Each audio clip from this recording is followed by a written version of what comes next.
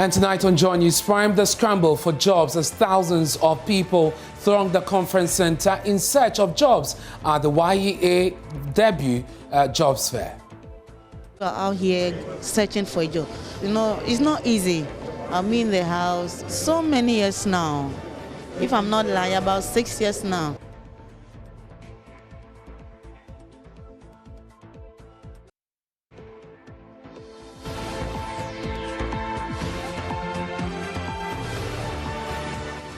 Despite the huge numbers, government insists that more jobs. A number of companies are struggling to get the right people in place. And that's why I keep saying that it is not that jobs are not in Ghana. Jobs there, but boys and girls no day. Also tonight, President Akufo-Addo inaugurates a yam and cassava processing factory at Adonkwanta in the Oti region, expected to employ over 1,000 people when completed. It doesn't help to be constructing a campaign of lies. Peasant Farmers Association backs Mohammed's assertion that the country could face food shortage next year. This year, this is worse. Many farmers farm, they couldn't get permit to apply. A government delegation visits families of deceased and affected persons in the Ejura disturbances as government prepares to make public the findings of the Justice Kumsin Committee. It wasn't a meeting. They only called us to inform us that President of the Republic has sent a group of people to come and tell us that the report is out. We have details of this plus the latest in business. My name is Ernest Mino and Joy News Prime is coming to you live from our studios at Fanofa here at Kukumlemle. We are on your digital TV because you are free to air. DSTV channel 41, Go TV 144. This is your home of independent, fearless, credible and impactful journalism. Stay tuned in.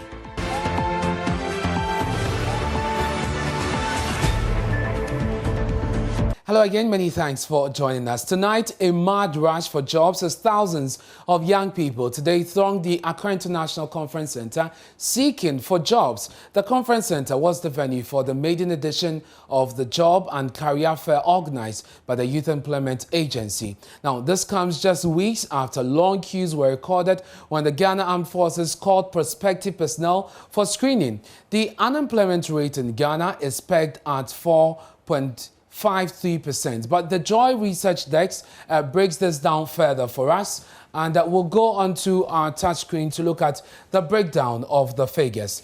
And so when you look at this, this is the unemployment rate in Ghana, the year 2012 to 2020. So in the year 2012, we had 5.93%. In the year 2013, it rose to 6.26%. In the year 2014, it rose to 6.52% and went up again in the year 2015 to 6.8%. But from 2015, you see a downward trend, moving down from 6.81 to 5.45 in the year 2016. It goes down further in the year 2017 to 4.22. There's a further drop from the year 2017 from 4.22 to 4.16. That's 4.16 in 2018. And then in 2019, a marginal drop from 4.16 to 4.12. And then in the year 2020, it goes up slightly. That's 4.53%. If you want to draw a trend line, you would see that it's been going downwards from the year 2015, but then goes up slightly in the year 2020, giving you 4.35. And this data is from the World Bank. Now, again, the World Bank breaks this down and says that if you're looking at unemployment as regards the youth, you have 12%. So 12% of the Ghanaian youth are unemployed. But then 50% of the workforce are underemployed. And so these are people who have jobs, but the jobs are not good enough or not making use of their skills or not meeting their financial needs. And so these are people, they are not working up to an optimum number of hours. So these are people who are underemployed, 50%. Now, these two rates, the World Bank says, are higher than the average in sub-Saharan Africa. And so for unemployment in the sub-Saharan Africa, the average is For youth, the average is 10%. Ghana is recording 12%, so that makes it definitely higher.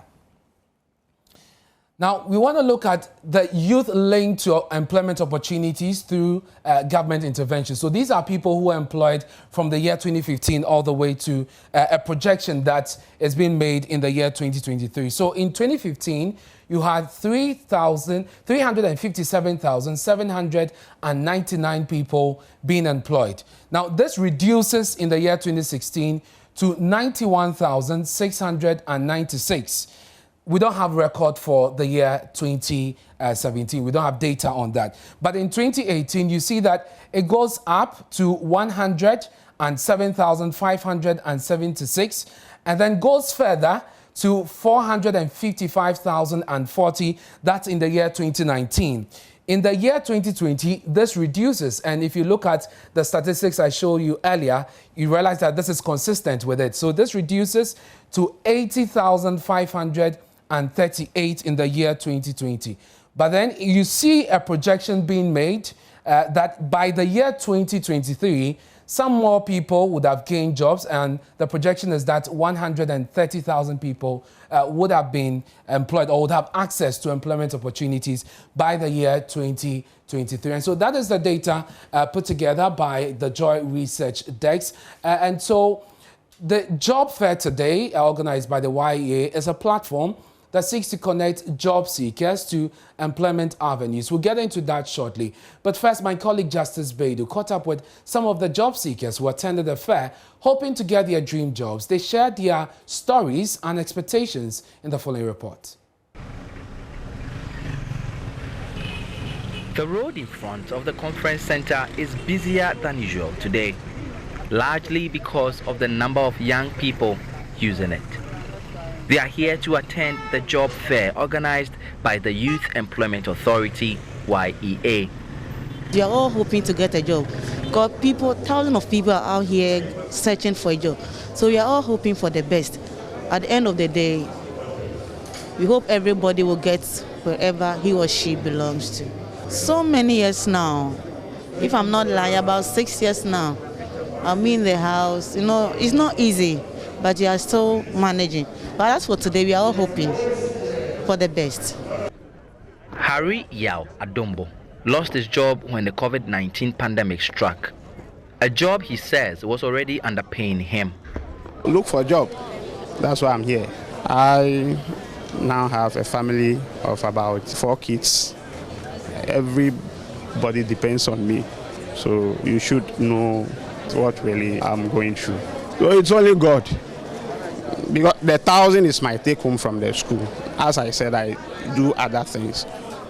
Paying about 150 cedis for rent. My brother, the fact of the matter is that I've been trying to move out of this country, not today. It's rather unfortunate that if you go through my passport right now and see the kind of visas I have in my passport, you will be surprised. That has been my option all this while because I've seen some sort of unfairness in the system. What we are supposed to do is to make sure that the youth of Ghana have jobs. And that is exactly what we are doing. We have seen thousands of people coming so far. Now, like many of the young people here today, he's hoping to get one that pays better. The job fair will be running for the next 2 days, and the YEA is hoping to fill 3,000 job slots, which they say are available. But with the huge numbers that have trooped in here, it promises to be a big struggle to see those who will be lucky. Justice Beidou, Joy News, Accra. Now, Director of Business Support and Policy at the National Entrepreneurship and Innovation Program at the Office of the President, Franklin Osu Kakari, says there are jobs in the system, but what is lacking is the skill gap, where job seekers lack the needed skills to thrive in the job market. One of the serious challenges hampering organizations, and our duty as NEIP is to groom entrepreneurs, is to groom people to become job givers, employers like yourself who are seated here this morning. And as we work with them, the key challenge they face For me, number one is not money. Number one is human capital, human resource. A number of companies are struggling to get the right people in place. And that's why I keep saying that it is not that jobs are not in Ghana. Jobs there, but boys and girls know they. So this week, between today and tomorrow, our duty here is going to help these young people to appreciate what these enterprises and SMEs are doing and the challenges they face to getting the right people in place, for them to have a good mindset to take whoever's job they are on as their own businesses. And that is how you can be able to create your own. And that's what we are going to share with the young people to prepare them to be fit for your work and the kind of thing that they want to do. And we believe that through this, I will live here having people who are entrepreneurs and entrepreneurs as well. Well, speaking at the event, the Deputy Minister of Employment and Labour Relations, Bright Rekubobe, said government is not paying lip service to the unemployment situation. Indeed, successive governments have all ridden on the back of youth unemployment in their quest to get power. The youth are always made to believe that their job problems will be solved when they vote us into power. But many a times, their hopes keep dying out, and the consequences for the ruling government is obvious.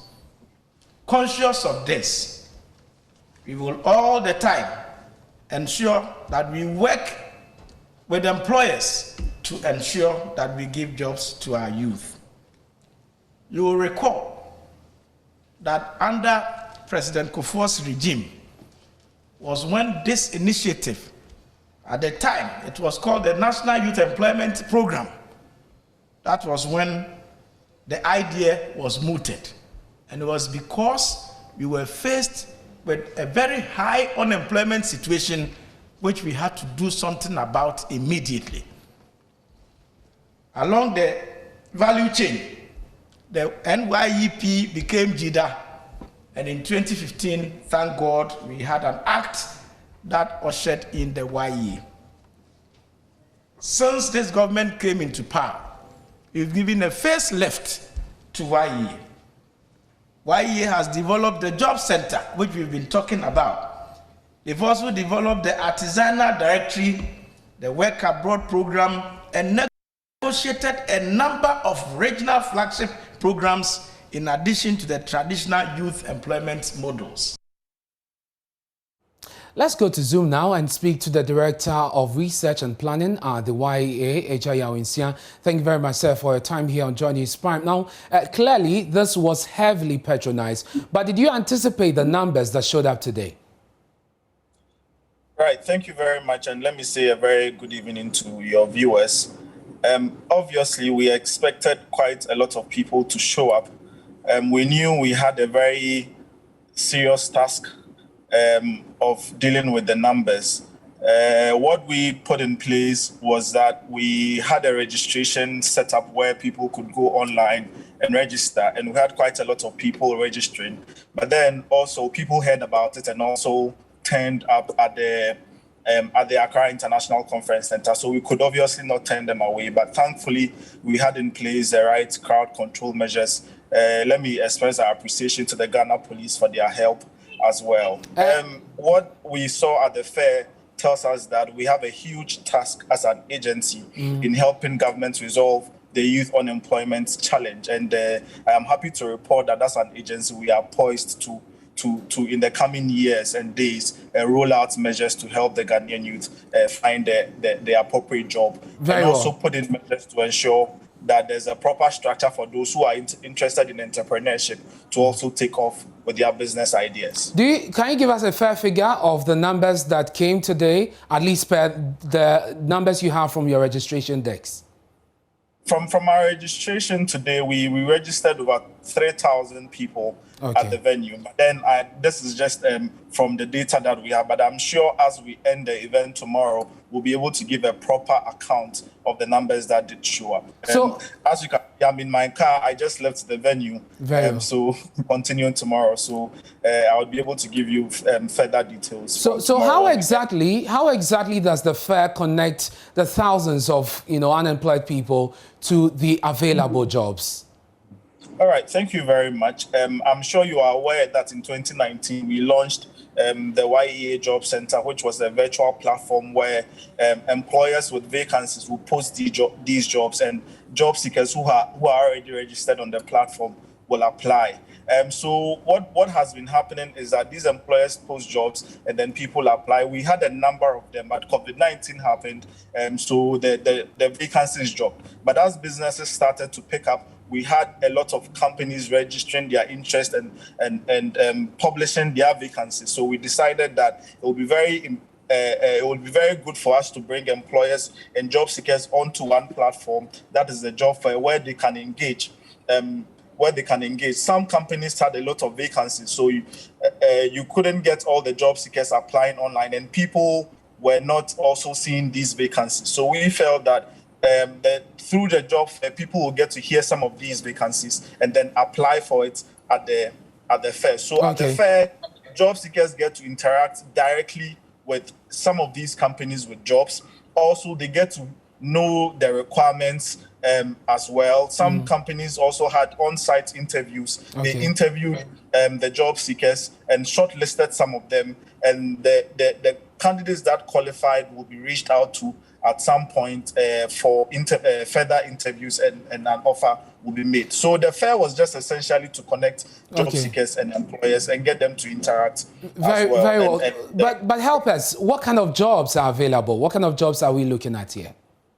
Today, all different jobs from different sectors. We had banking sector showing up today. We had jobs from the engineering. We had a company looking for mechanical engineers and electrical engineers. We had companies looking for plumbers. We had restaurants looking for caterers, waiters. We had sales jobs, administrative assistants. So I can say that we had all sectors of the economy showing up today, and different kind of vacancies also being advertised at the job fair. And at the end of the fair, how many people are you looking to have jobs? How many people do you anticipate will be gainfully employed? From our projections, and this projections is based on the number of companies that we spoke to. So in all, we're able to speak to close to 125 companies, and we gave priority to companies that had vacancies. So from the vacancies that were declared prior to the job fair, I can say that we are looking at close to over 2,000 vacancies being filled, and 2,000 youth being connected to various levels of jobs through the job fair. Thank you very much. That's Eja Yaw-Nsia, the Director of Research and Planning at the Youth Employment Agency, joining us on the job fair they organized today, which saw thousands of people throng the conference center. It continues tomorrow, and Joy News will be there. We'll bring you updates. Away from that, Peasant Farmers Association is backing former President John Dramani Mahama's assertion that the country may experience food shortage next year. The former president said this will be due to the alleged mismanagement of the Planting for Food and Jobs program, whilst the Peasant Farmers Association is attributing this to challenges with assessing fertilizers primarily.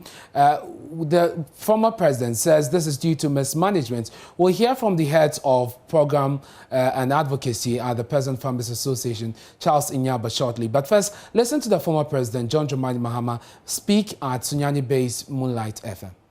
Being a farmer, I said this year there's no fertilizer. One of my siblings is a farmer, and he told me this year there are no fertilizers, so he had to buy his own fertilizer. And a bag of fertilizer is very expensive now. He normally cultivates 300 acres of maize, but this year he had to reduce it. He couldn't even cultivate 80 acres.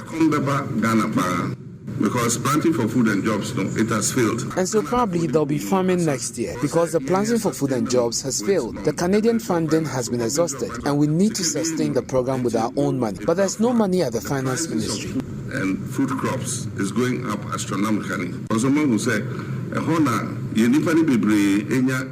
before this government took office, we had entered into an agreement with Canada for some investment into our agriculture. So when they inherited the funds, they christened it Planting for Food and Jobs. Planting for Food and Jobs. It was originally a program that we were working on.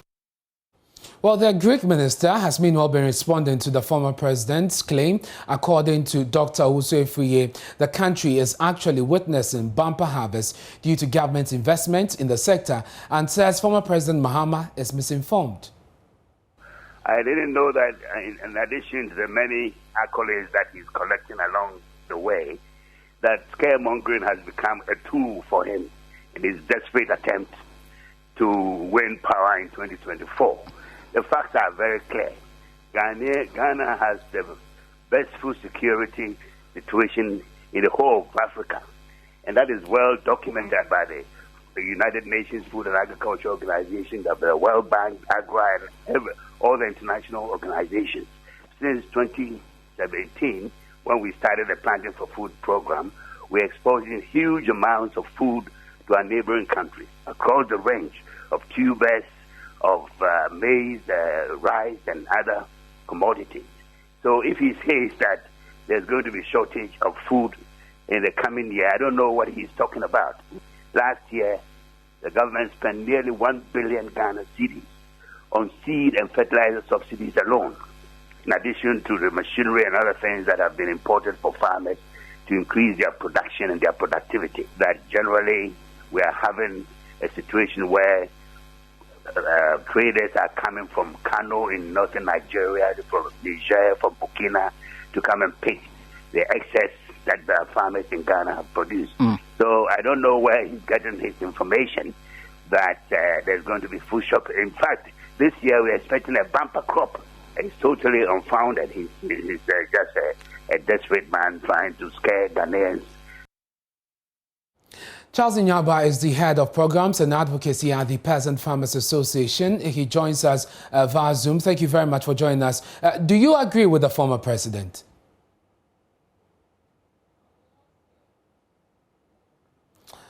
Well, we seem to have lost connection to Mr. Inyaba, who is the head of advocacy at the Peasant Farmers Association. We'll be getting his view on this shortly. Mr. Inyaba, thanks for joining us again here on Joy News Prime. Why do you agree with the former president that we could face shortages, food shortages in the coming years?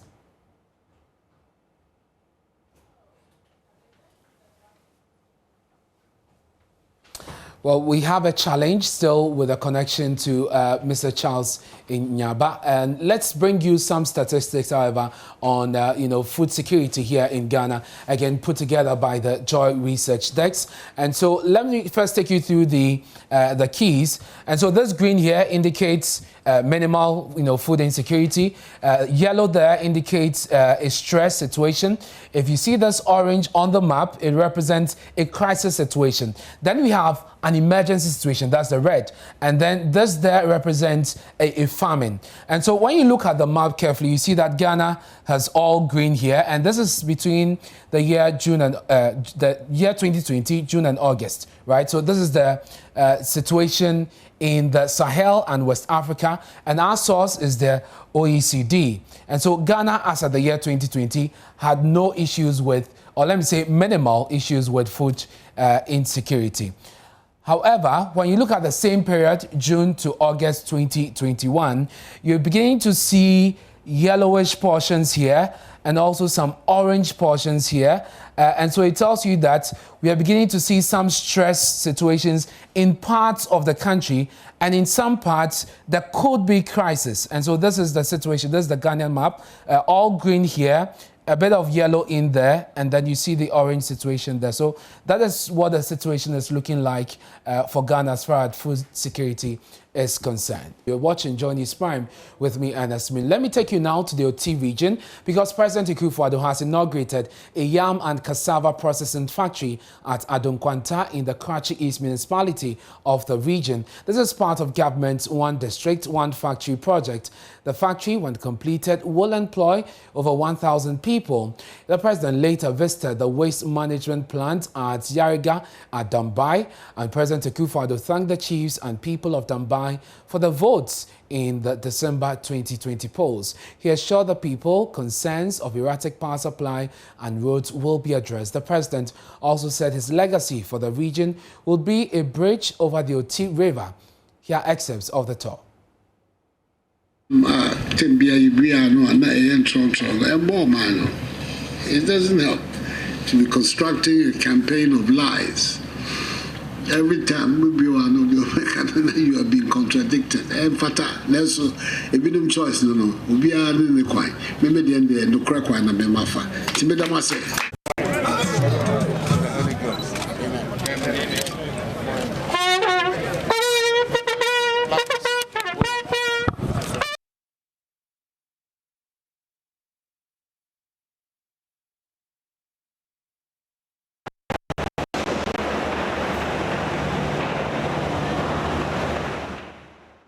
From the T region, let's go to the Ashanti region now. A government delegation was in the town of Ejira on Thursday to meet traditional and religious as well as opinion leaders ahead of the public disclosure of the report by the Justice Kumsin Committee. The delegation also met with families whose relatives died during the Ejira disturbances. Members of the delegation included the coordinator for the Zongo and Inner City Development Secretariat under the Office of the President, Ben Abdallah, and Chief Executive of the National Petroleum Authority, Mustafa Abdulhamid. Others include Sheikh Arimaya Shaibu, who is spokesperson for the National Chief Imam, and representatives from the Ministry of Interior. Now, brother of one of the deceased told the media the meeting was only to deliver information about the readiness of the committee's report. Abdullah Abubakar said, quote, "They only called us to tell us that the President of the Republic has sent a group to come and tell us that the report is out."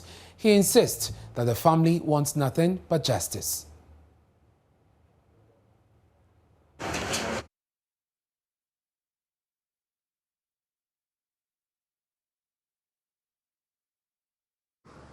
World Vision.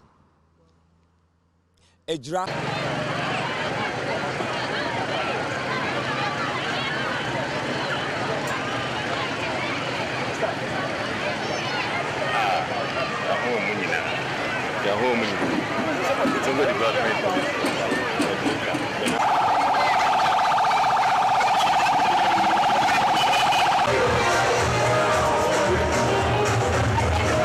It wasn't a meeting.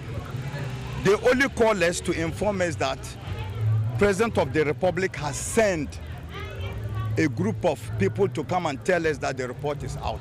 You're watching Joy News Prime with me, Ernest Menu. Now, one of Ghana's top supermarket chains, Malcolm Ghana Limited, has rewarded a police officer for emerging as the Outstanding Officer of the Year, Inspector Theophilus Ayi Annan, and this as a result of his humanitarian work. At a ceremony in Accra today, officials of Malcolm presented the officer with a fridge, and Judith Awatritando has more in the following report.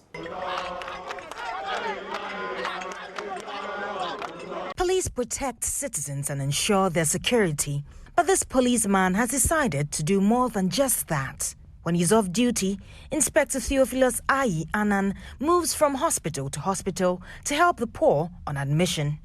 My motivation started way back when I was in Sunyani, in the Brongafo region.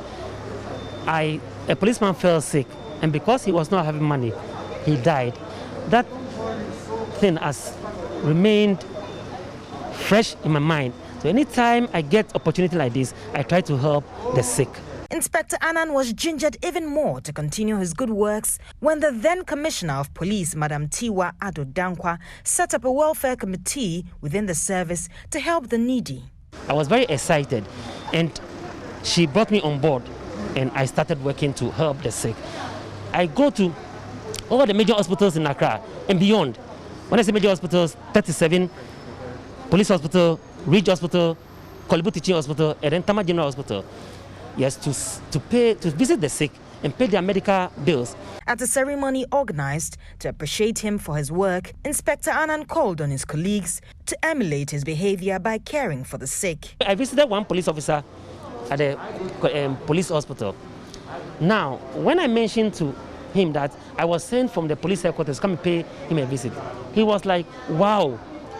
Then he got up and said, no, they should discharge me for him to go. He said that alone was enough for the visit was enough for. So I will urge all my fellow policemen and women to be visiting the sick ones. Malcolm Group of Companies, through the Malcolm Care Foundation, pledged its support to the police service. Godwin Avenogbo is Group Director of Communications. We have to invest and support their operations. Without the police service, can you imagine that our staff will not even feel secure enough to do their work? And Ghanaians will not feel secure enough to come and shop for us to make the money for which our investment is geared at. So these things that we do, it's like plowing back a part of the profit and reinvesting in the people and institutions, which make life easy for all Ghanaians. It started a long time ago. And it's a commitment we're willing to stay on. There will be no reverse gear in this one at all. Mr. Annan was given a fully stocked fridge. Judith Awachitando, Joy News.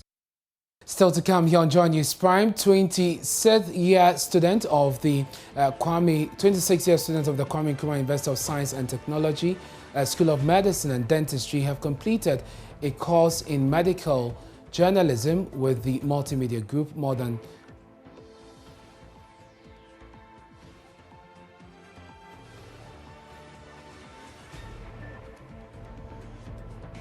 We have more after 8 p.m. here on Joy News Prime. Stay with us. Yeah, welcome to Business. I'm Charles Aite. The National Development Bank has secured provisional license from the Bank of Ghana to begin operations. Now, this will, however, be subject to meeting some conditions before it can start full operation from the next of October. George Rafi has the latest. Joy Business is learning that a formal communication was made last week to the Ministry of Finance by the Bank of Ghana in a letter. This should mean that the bank now has the legal backing to kickstart the process to aid its full operations. However, this is subject to meeting some conditions before. In the said letter, the Bank of Ghana also doesn't want to restrict the approval to the board members and the chief executive, but other key management positions of the bank. There's also talk about the structure and the level of minimum capital requirement that should be imposed by the Bank of Ghana on the institution. Now, failure to meet some of these conditions could see the National Development Bank miss out on starting operations as expected. The Minister of Finance, Ken Ofori-Atta, recently told Joy Business that government is waiting for the Bank of Ghana's approval so the institution can take off quickly as expected. We also understand that the offices of the National Development Bank has already been secured at a prime location here in Accra. It is the belief of government that the bank taking off on time will aid in the recovery of the economy. The Finance Minister has also revealed that they will be using this bank to support long-term funding to some critical areas of the economy. However, it is not everyone that is enthused about this bank, with some of these persons worried about undue political interference and going the way of institutions like the Bank for Housing and Construction, which has collapsed. Meanwhile, economist Professor Peter Quartey says the survival of the yet-to-be-launched National Development Bank hinges on the avoidance of political interference. Government has already promised an institution that will be run without political interference, but Professor Quartey wants government to walk the talk. At the moment, we don't have long-term financing. And it's only the National Development Bank that can provide that kind of funding that we require. Most of the commercial banks are universal banks, and then they are profit-oriented. They will not lend beyond 3 years. National Development Bank can lend 3, 5 years, 10 years, 20 years. And that's what is going to bring economic transformation. The only challenge I foresee is that if there's a lot of political interference, the other challenge I foresee is that if we appoint people who are not competent to man the National Development Bank. Otherwise, if you run it like a business, profit-oriented, with clear goals and mandates, I believe National Development Bank will help transform this country. But we are not tax compliant. We've also made tax payment a bit difficult in my view. These days we are giving digitization, so it's much easier if you can go online and pay. How many people are literate enough who can go online and pay taxes? I think we should find a more innovative ways of collecting taxes. The online digitization is good, but I believe there are more people within the informal sector who cannot use the digital means, and therefore the GRA should find ways of reaching out to the untaxed so that our tax GDP ratio will move from the 12% to 25%. That is what we need. If you want to invest and grow your revenue, GDP ratio should be within the range of about 25%. And that'll be it for business for this segment. We're back after 8 this day.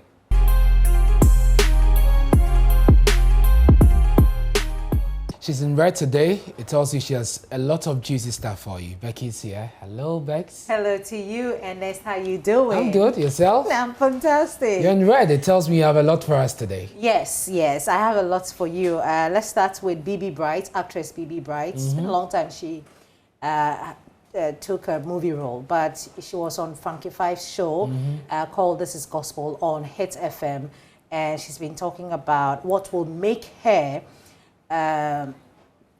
turn down a role. Turn down a role, and she also mentioned that she won't take any role that will jeopardize her relationship with Christ. And that's very interesting because I think 2 weeks ago or so, there was a similar conversation on Showbiz A to Z. We had Ajeti Anand and then Prince David, yeah. Also talking about, Yes. you know, where they draw the line. Yeah. So for them, it could be sexuality, it could be, you know, and they've had to turn down roles for various reasons. Akofo Ejani as well spoke about that. So for Bibi, it's anything that comes in between her relationship with God. Let's move away from Bibi. Let's talk about Strongman. So Strongman was also on Hit FM, and he spoke about social media trolls. Okay. So he said that he's tired. I mean, he's tired of, you know, responding to trolls here and there.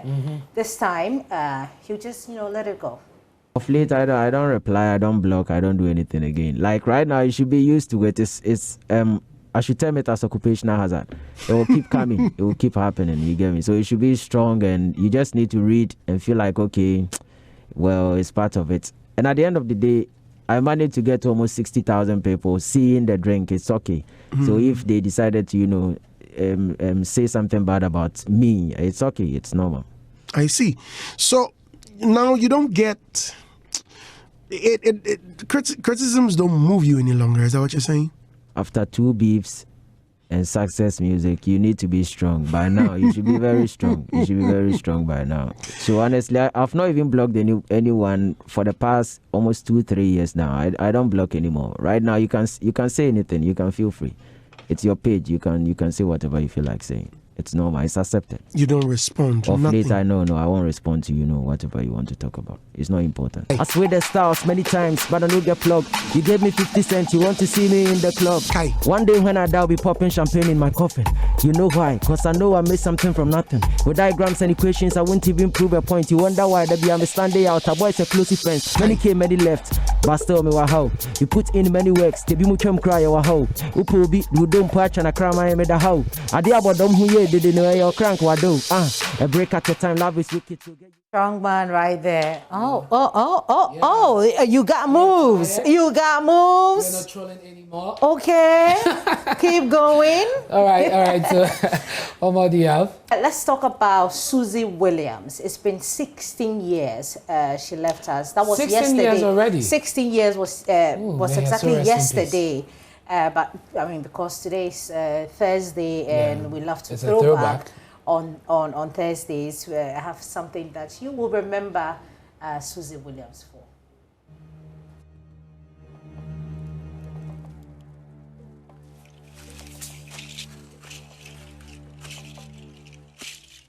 Brave warriors will have to rest here for a while, but this area is a danger zone, so we'll have to be very careful. Yes, my dear. Sir, all this plenty work, don't you think we should submit it on Wednesday instead of Monday? No, my dear. Here you go. Thank you very much. And my balance? Let me be sure what I've contracted you to do is okay. Are you sure what is in this tape is authentic? My future president. I am a contractor. Everything on the tape is very authentic. So, my balance. No problems. Well, Jimmy, don't even try hanging up on me. Jimmy! Hey, are you okay? What? And you know what happened to her? She rest in. She was so talented. To rest in. Yeah, she was. But 16 years ago, how old were you?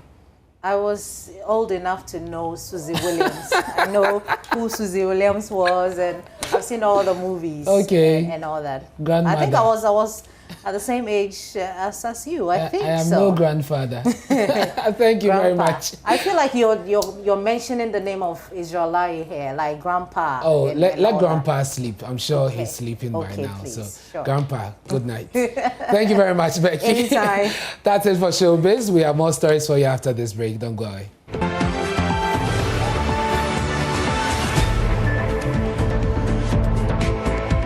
Now, the Bekwai Magistrate Court has expressed reservations over the appearance of 3 minors before an open court. The 3 juveniles are accused of murdering Richard Apia, a final year student of Opon Memorial Senior High School at Kokofu in the Ashanti region.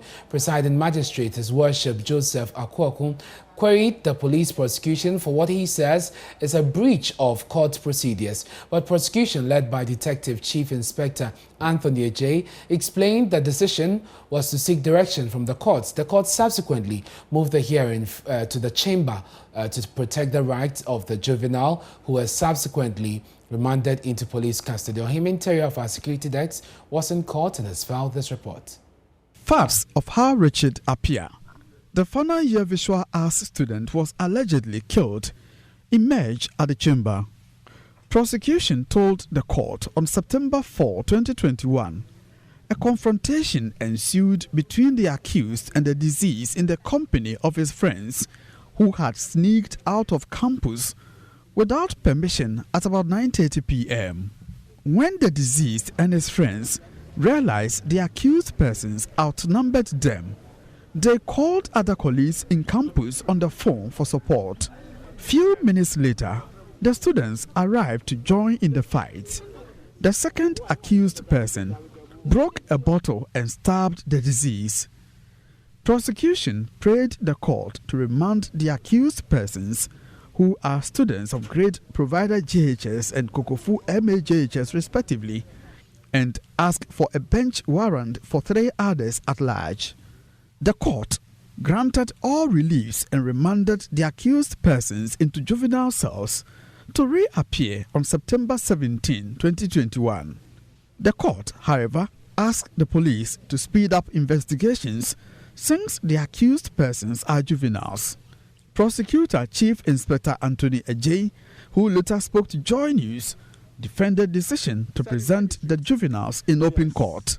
Though we are aware that the accused persons, one is 17, one is 16, the other one is 17. But we have to present this case to the open court, and then we brief the presiding magistrate about the ages of the accused persons. And then the court will take decision as to whether to hear the case in chambers, or that's a family tribunal, or in an open court. And that's what we exactly did. And the presiding magistrate decided that once they are juveniles, they should be, he'll hear them in chambers. That's why we have to move to the chambers to hear the case. From Asante Bekwai, for Joy News, Ohim Interior reporting. Now, for instance, crowd control, men in uniform feel less protected because of obsolete equipment. Again, mostly footage from the grounds for critical analysis are nowhere to be found. What if there's a body shield equipped with wireless camera technology that can detect and record dangers from especially blind spots? Well, fortunately, a Ghanaian engineer has done just that. On Thursday, Love FM's Kwesi Deborah speaks with the engineer, Emmanuel Rekubrobe.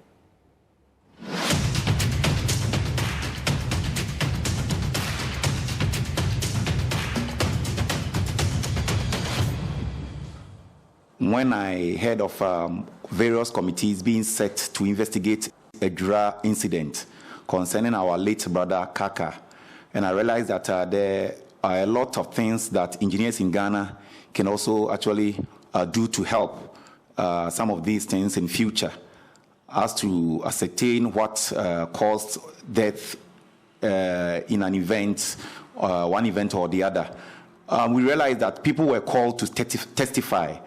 And then why not come out with an invention which could inculcate camera so that when there is an incident on a battlefield or riot control, instead of going to be calling people to come and testify, of which we can have falsehood, the cameras itself will be able to, give us vivid happenings. So that's one of the motivation for coming out with the communication gadget. Actually, our men in uniform normally goes for crowd control. They go for crowd control, and at the end of the day, they themselves, for the fear of their lives, decide to shoot. Sometimes they are left with no option than to shoot because they themselves are not protected. You go there and people are throwing stones at you. And you look left, right, center. The only thing you have is your AK-47. So you point to the crowd and then you shoot. So this shield is supposed to offer optimum protection for our men so that they will feel much confident when they are on field. And then to actually scare people from coming closer to them. Because whatever you throw to them will not hurt the person and will be able to grab you. The hand is also made of metal and it's very thick for that matter to be able to block any anything that one wants to hurt you with. Yeah, I have in communication gadgets. That's a Motorola here, and then linked with earpiece, and then that will help you to actually communicate to people in your control room, so that when there is a problem ahead of you, they will be able to see through the cameras and then communicate to you. Possibly 100 meters away from you, there is danger, so turn right, turn left. These cameras and then the communication gadgets will be able to help the men in control. It could be in an armored vehicle. You have your backup team there monitoring your movement on the field, and then they communicate to you as to how to go about with your movement. 26th year students of the Kwame Nkrumah University of Science and Technology School of Medicine and Dentistry have completed a course in medical journalism with a multimedia group. This follows a memorandum of understanding between the group and the KNUST School of Medicine and Dentistry to train medical students in health journalism. It has been 14 months since the signing of the MOU between the multimedia group and the KNUST. Live FM's Chrissy Deborah has more in this report. The students underwent rigorous training in broadcast journalism, feature writing, data journalism, science technology health journalism, photo and video journalism, audio and video editing, among others. General Manager of the Multimedia Group Kumasi Unit, James Agla, was hopeful that graduates will help to strengthen the group's help desk. Our quest to ensure credible journalism has called for the establishment of specialized news desks. Now, the health news desk is one of the integral parts, ensuring we serve our audiences with accurate and current health information. Ladies and gentlemen, the collaboration is therefore meant to strengthen our health news reporting. It is expected this will positively impact the lives of the people and sanitize the health journalism atmosphere in Ghana and beyond. The president of the Ghana Medical Association, Dr. Frank Ankobia, lauded the initiative. He believes their expertise will positively impact Ghana's public health system. We are so glad to have our own coming out as communicators and journalists. I'm sure you are committed to improving public health through journalism. In fact, all that you are doing is for you to ensure that there's good public health for the people of Ghana. We see people reporting medical cases and all other things. And because they are not conversant with even the terms in our practice, normally if you sit, be it the print, the broadcast or internet, it's laughable. but I believe sincerely that having you, the landscape for the media space is going to change completely in Ghana. Board Chair of the National Health Insurance Authority and Foundation faculty member, Dr. Ernest Kwako, was hopeful the initiative will permeate other disciplines. The future is bright. Look, after, let's say, getting to Masters of Medical Journalism, I think the journalism profession opens a space for many collaborations. They can have legal journalism, right? It's possible. If medical journalism is possible, why legal journalism is possible? There should be business journalism, it is possible, right? In fact, once you make journalism the constant factor, all other professional doors can be opened. The Dean of the School of Medicine and Dentistry, KNUST, Professor Daniel Anson, reviewed the introduction of the program to other students in the School of Medicine and Dentistry. He says the university is discussing the possibility of launching master's degree in medical journalism in the near future. One of the graduates, Emanuela Osetutu, was enthralled by the experience. So none of us had any idea what we're getting into, but we can all attest to the fact that it's been very educative, an eye-opener into the world of journalism. The ceremony saw 11 female and 9 male medical students presented with certificates. Reporting for Joy News, Kwesi Debra.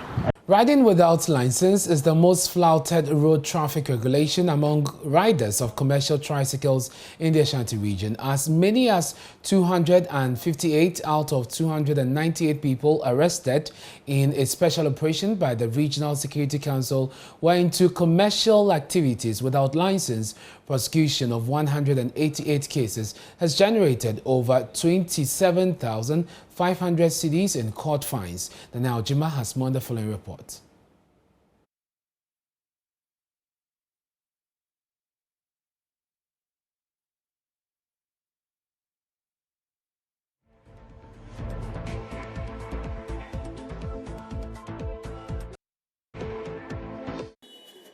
A total of 697 tricycles and motorbikes were involved in road crashes in the first half of 2021. 104 people died through the accidents, with 539 of them injured.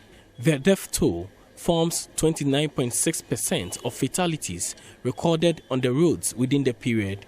This informed the special operation by Ashanti Regional Security Council to deal with the incidents. Simon Osei-Mensah heads RECSEC. If you go to most of our health facilities in the regions, most of the accidents being reported are caused by these 3 vehicles. As a result, Regional Security Council, we decided to take some measures and sanitize the system. They don't follow any transport regulations, so they drive along in the medians, they drive along the shoulders of the road and knocking people down, etc. The Police Motor, Traffic and Transport Department has since stepped up efforts to deal with the fatalities by ensuring adherence to traffic regulations. Chief Superintendent Emmanuel Edubuahin explains the special assignment revealed majority of commercial riders, popularly known as pragia, operate without license, increasing the potential of accidents. Any arrest has to end at the law court. So when you are arrested, what we do is that we give you opportunity to explain why we think you have offended the law and why you also think that you haven't offended the law. So we take your statement and we investigate. If we think that we have a case, then we proceed to court and then the court will decide. Because genuinely, some may have the licenses and they wish that you give them the opportunity to go and bring it. So once you are able to produce it, even though we can prosecute you for not producing your license at the time that we requested, however, we will give you the opportunity, once you say you have it, to produce it. If you are able to produce it, then that ends at the police station.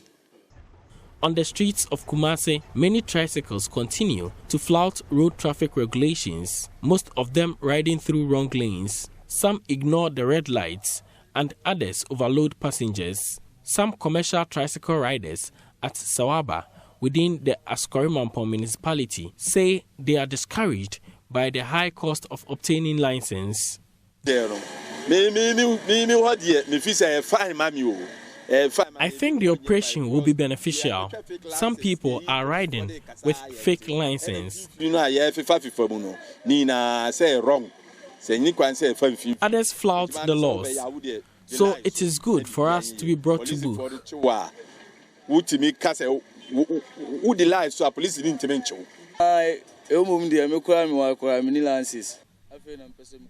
I don't have a license. I want to do one, but 600 cedis is too high.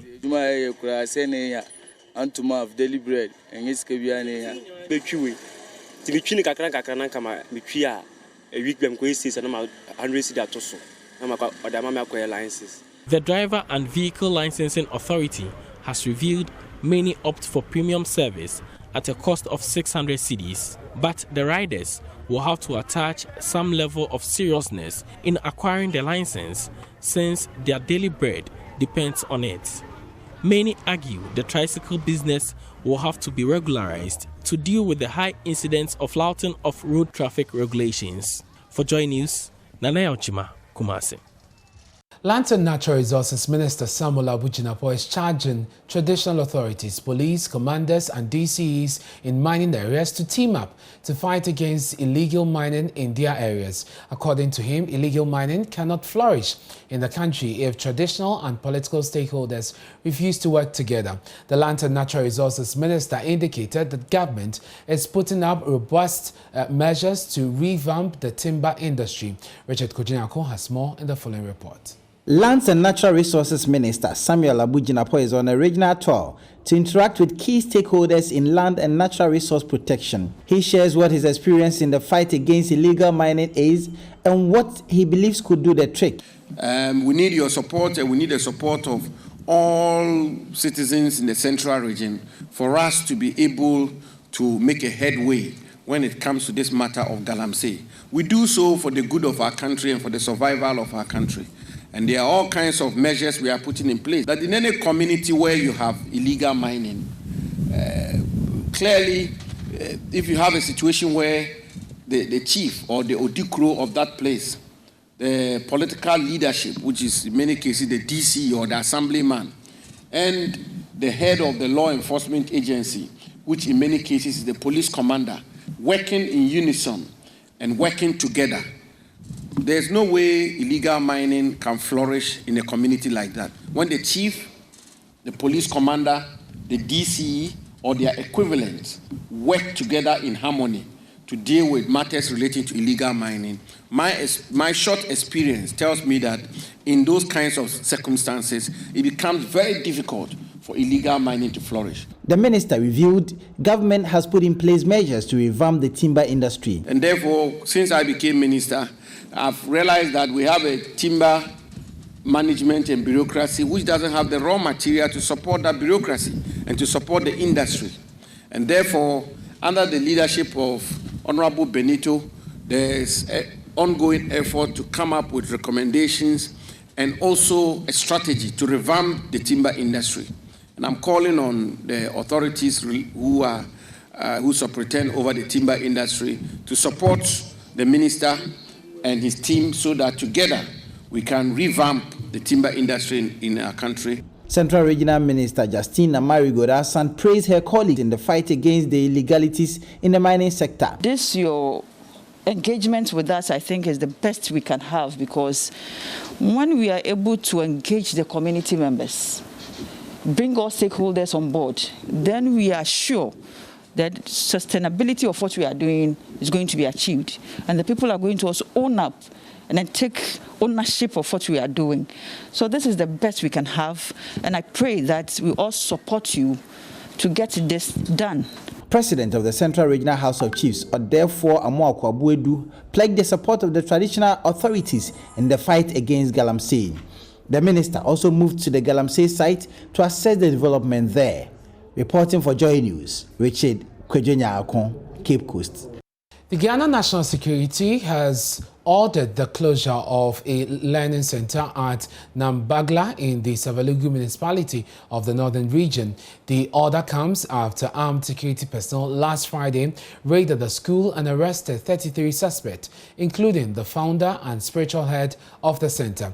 The operation followed months of security surveillance. The activities of the founder, who is being accused of having direct links with suspected militants in northern Nigeria and the Sahel, has been under surveillance. Our sources, however, indicate that 27 out of the suspects have been released, while 4, including the founder, are being detained for further investigations. Correspondent Ilyasu Tanko visited the community and has filed this report.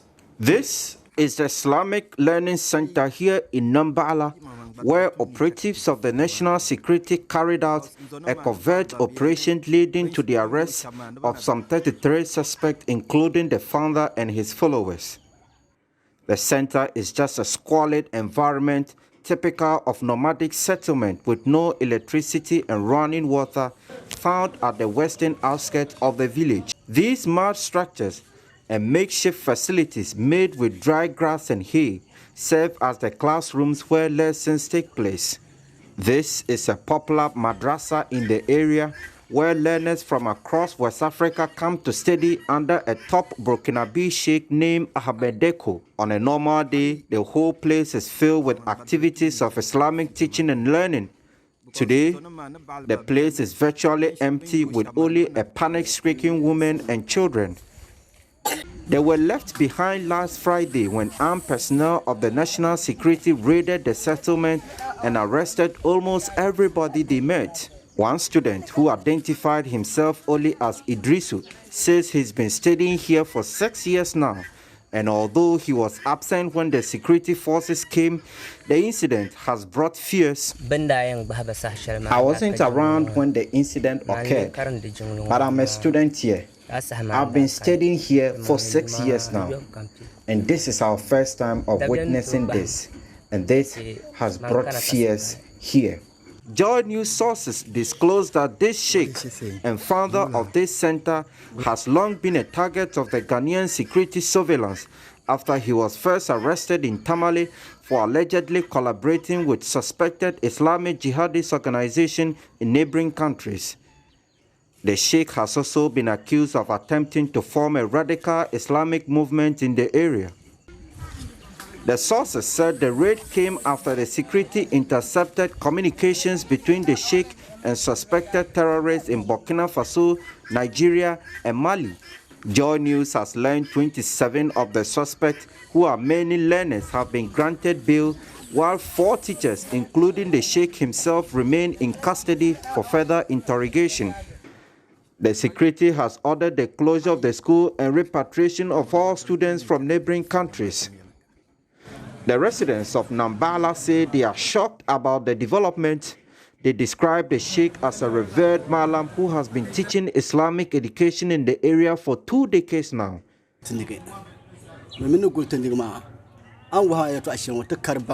We hired them to take care of our cattle, and we have never been aware of any criminal records regarding them. We also know there are Islamic teachers teaching these children they brought from elsewhere we don't know. So we are really surprised by what happened.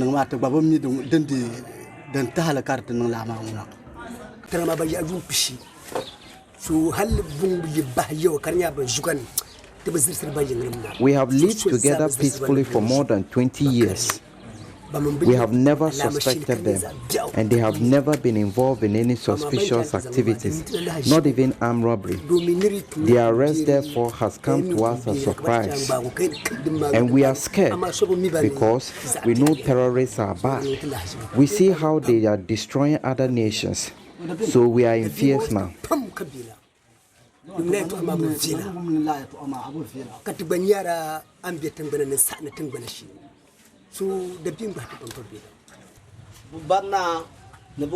This is our first time of seeing something like this about them, and so we are waiting to hear what the security investigation will find about them.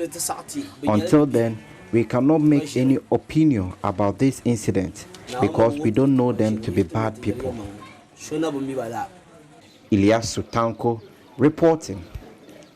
And of course, this weekend on the Joy News Habitat Fair mini clinic comes off at the Achimota Retail Center. That's on Saturday and on Sunday. This is your one-stop shop for everything housing. You don't want to miss this. We have exhibitors coming to help you with all your housing needs and provide solutions to the issues bothering you on housing. To build or to buy, we have exhibitors there that will provide you with some solutions. So join us this weekend at the Achimota Retail Center for the Joy News Habitat Fair. The mini clinic will have subsequent clinics and then the major fair later in the course of the year. You're watching Joy News Prime with me, Ernest Meno. We're taking a break. On Worry 10, we have more business stories for you. Yeah, welcome back to business. The debate over high lending rates in the country continues as the Institute of Economic Affairs IEA is blaming the high cost of credit on government, banks as well as the Bank of Ghana. Though it believes the problem is multifaceted, the IEA is laying the blame at the doorsteps of these three actors. According to the Director of Research at the IEA, Dr. John Kwakye, he has been speaking at a policy forum on the high interest rates in the country. Whilst the spread between lending and policy rate is about 7%, that of lending and savings rate is about 12%. Director of Research at the IEA, Dr. John Kwakye, said cost of high and currency differentiated reserve requirements can also be blamed for the high lending rate.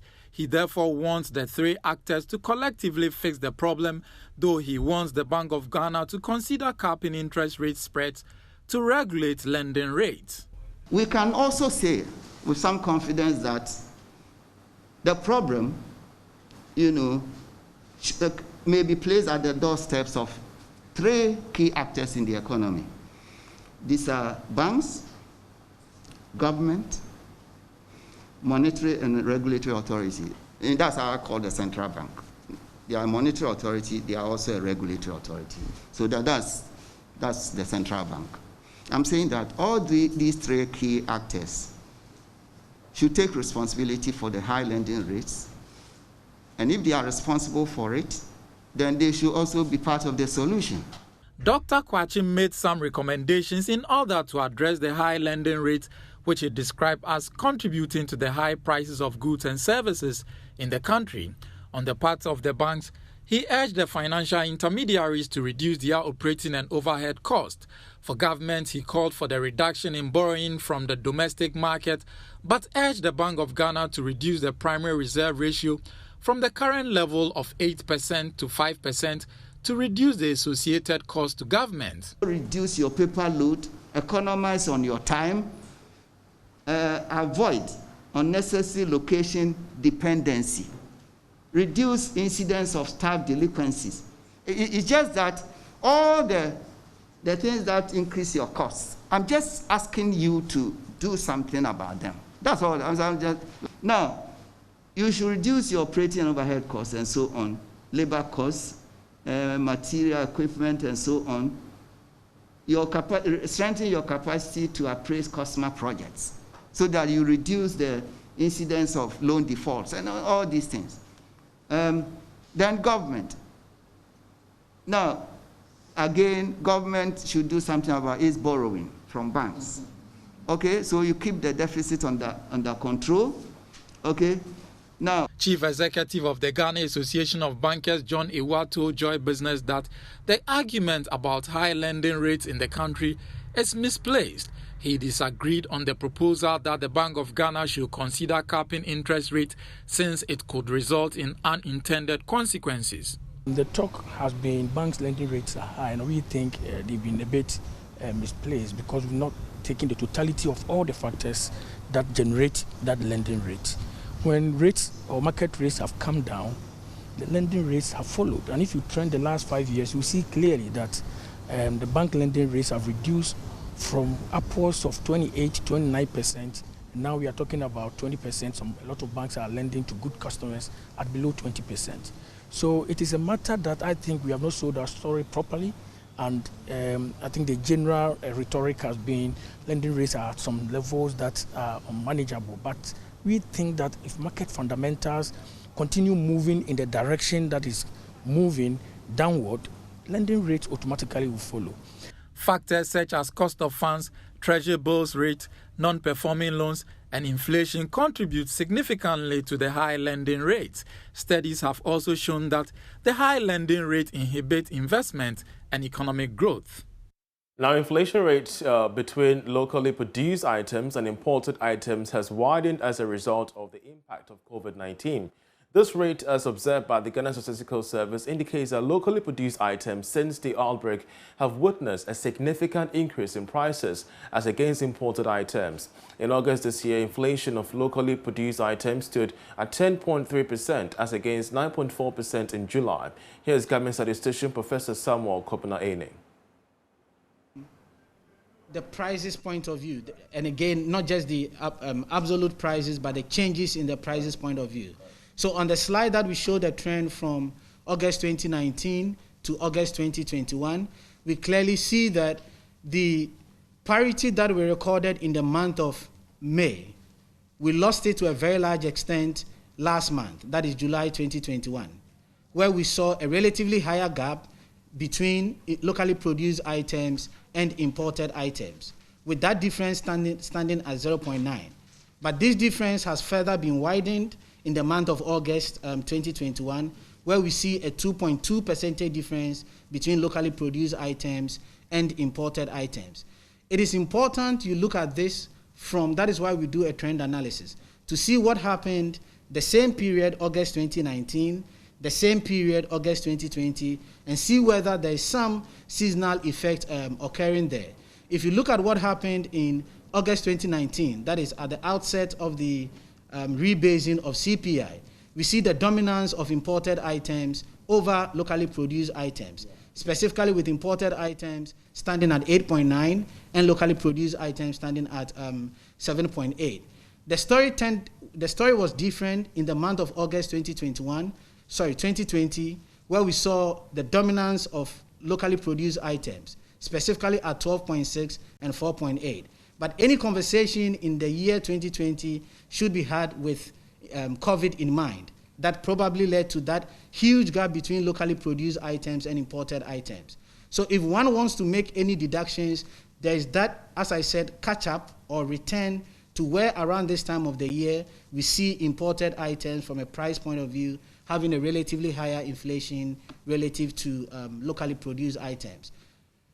Now, the Ghana Hotels Association has kicked against payment of royalty fees to the Ghana Music Rights Organization. According to its president, Dr. Edward Akanyamika Jr., it is yet to reach any agreement with GAMRO over the royalty fees, hence it finding it troubling about the demand. GAMRO has since Tuesday been demanding the royalty fees from the hotels, attributing it to the Copyright Act of 2005, which states that any person or institution that uses or performs music in public should pay royalties. Dr. Akanyamika spoke earlier on the marketplace. Dr. Nyamika Jr. is calling for government's full support in order to aid members to recover swiftly from the impact of the coronavirus pandemic on their operations. According to him, that is the only way the industry will be able to stand on its feet going forward. Well, it has not been what we would have wished for. It has not been where we want it to be. I'm sure you are aware of the challenges that we had with the NBSSI, the then NBSSI. Recently, another 55 million Ghana cedis, specifically for the hospitality industry, has been announced. The deadline for one of the applications ended in 11th August. We are still waiting for the disbursement of that money. So if you talk about support or stimulus package from government, I can say on authority that we have not received what we think is enough to get the business back on its feet.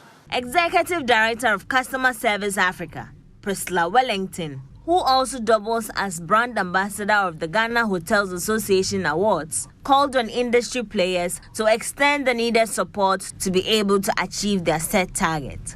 So the Ghana Hotels Association prestigious 5th GHA Awards, it's such an honor to be part of that.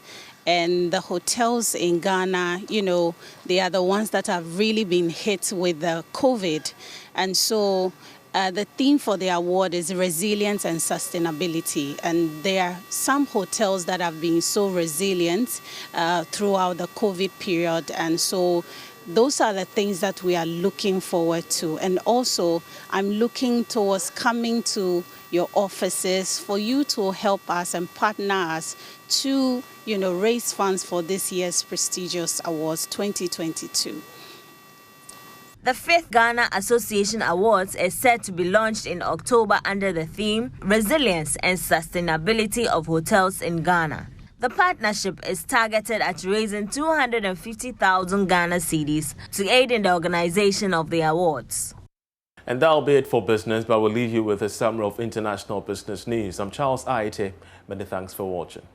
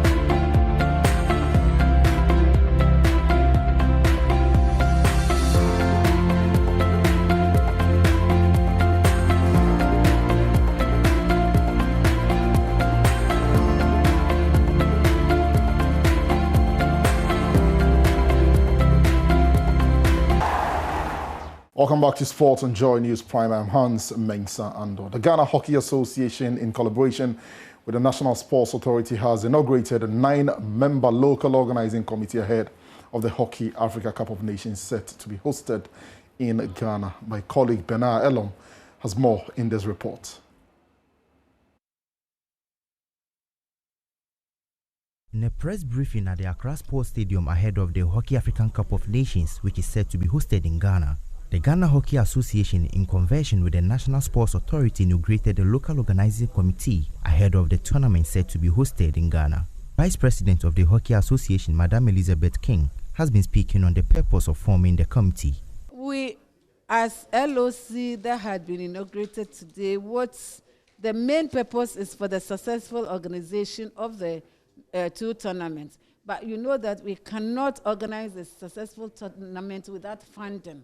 And therefore, the purpose is to source for funding. We cannot allow, government cannot shoulder the whole responsibility of what is expected to be done for the two tournaments. So the LOC is supposed to help in the sourcing for funding for the accommodation, transport, other dignitaries that will be coming in, and even our own teams, because we cannot look after other people without looking after our own teams. And therefore, that is also an important thing. That is why we have the various committees that are in charge of the various sessions. We have the one for accommodation, security, transport, media, medical, all taking care of aspects of the hosting of the tournament to make it very successful. The Hockey Association also introduced the African Cup for Club Champions, scheduled to take place from 1st to 8th December this year. According to the Vice President, the purpose of the competition is to help the hockey team prepare for the AFCON tournament next year. The African Cup of Club Championship, in fact, South Africa would have been our target, but they wouldn't be here because of the commitment that they have around the same period. And therefore, we are even using this ACCC as a test match to meet South Africa, because they had been a thorn in our flesh. We are always second to them. So we play second fiddle to them. And we playing in our own country, we hope to unseat them. It's going to be host and win. And that is what we are aiming at. The two tournaments are expected to kick off in December and January, respectively. Now, Binatton Ghana has presented electronic appliances to Samuel Techi after his exploit at the just-ended Tokyo Games. The talented boxer was Ghana's only medalist at the Games. There is more in this report. The Team Techi delegation was led by the president of the Ghana Amateur Boxing Federation, George Lamte, and head coach of the Black Bombers, Ofori Asari. In his welcome address, managing director of Binatton Ghana, Venu Babu, congratulated Samuel Techi on his unique achievement and pledged the company's continuous support for Ghana's only medalist at the just-ended Games in Tokyo, Japan. Many countries participated, but few went home with medals. Ghana is among the countries that went home with medals. President of the Ghana Amateur Boxing Federation, George Lamte, thanked Binatton Ghana for their kind gesture and their support for boxing in the country. We have boxing tournament we do. If at that tournament we get something little small for the boys to show appreciate that Binatton is on board with that, it will be great. So in a nutshell, on behalf of the Ghana Boxing Federation, the Black Bombers, we say a very big thank you for Binatton. Because I think you are the first company that have called us to road race with such. Samuel Techi's journey to a world title shot has just begun, and boxing fans across the country believe the talented boxer will live up to expectations.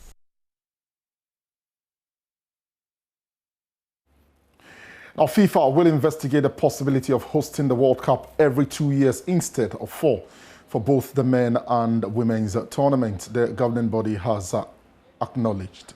That's it for sports. You can read more at myjoyonline.com/sport. I am Hans Mensando. It's Prime. Many thanks for joining us. You have more stories when you log on to myjoyonline.com.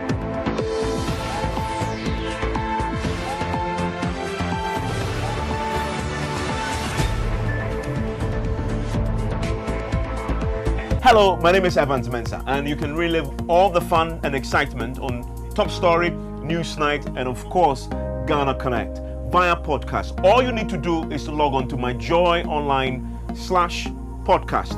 Search for your favorite show and relive the moment. Joy 99.7 FM, your radio for discerning listeners. Joy 99.7.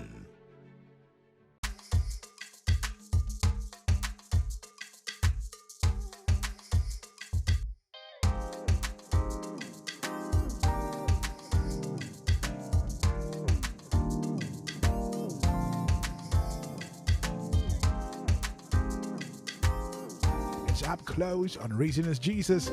My name is P.P. Fulton, the Christocentric. Spike.